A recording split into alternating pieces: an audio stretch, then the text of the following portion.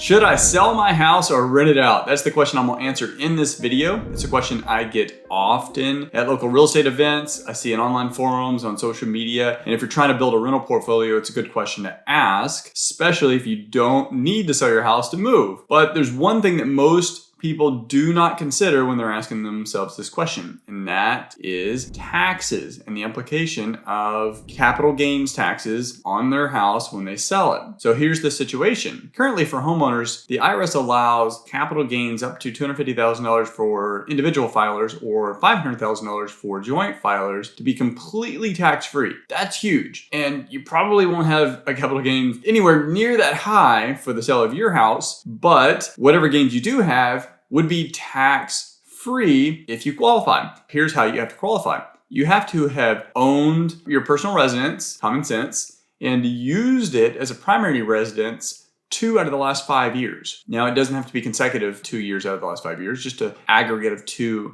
out of the last 5 years. Now, if you rent out your home and you exceed that threshold where you have not owned and used it as a primary residence at least 2 out of the last 5 years, you would no longer qualify for having capital gains tax-free on this home. And this is what I suggest for folks that are considering renting out their house. Instead of renting it out, just sell it. Take the $100,000 and go out and buy 5 other rental properties. There's $20,000 for each of the properties that you can use either for a down payment or to help with the repairs. And quite frankly, if you buy them cheap enough, you may not need any money to get into these deals, but if you want a loan to value, which is going to increase your cash flow, that $100,000 is going to go a long way. Maybe you don't buy 5, maybe you just buy 2. But here's the thing. Now you have multiple rental properties, multiple streams of income as far as cash flow, multiple properties that are gaining appreciation and gaining equity through debt pay down because your tenants are paying them off. Much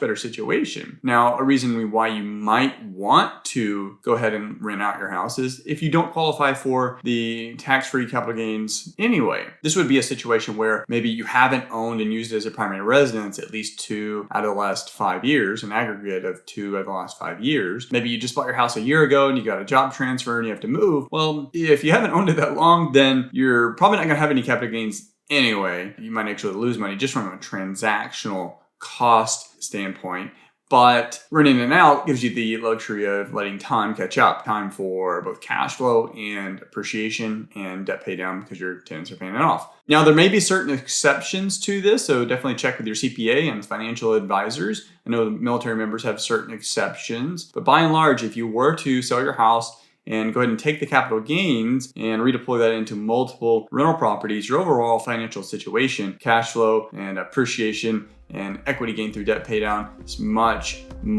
greater than if you just were to rent out your one house. Hope you enjoyed this. Click the like button below, comment, let me know what you think. Have you ever rented out your house before? How did that go? Look forward to hearing from you.